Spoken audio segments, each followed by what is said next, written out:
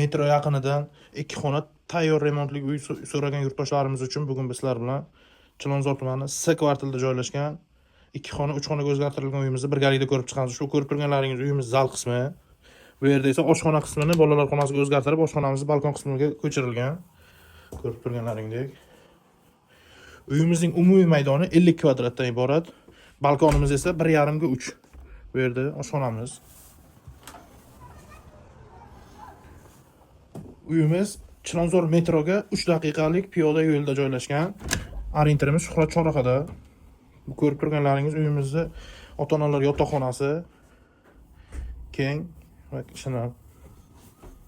Bu yerda esa glavniy eshikdan kirib kelish o'zini razdeniy sanuzel bilan birgalikda.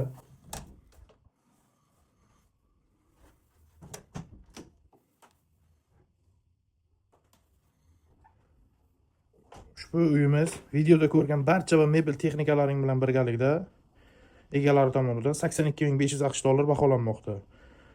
Kimgadir qiziq bo'lsa, opsiyadagi raqamlarga qo'ng'iroq qilishingiz mumkin.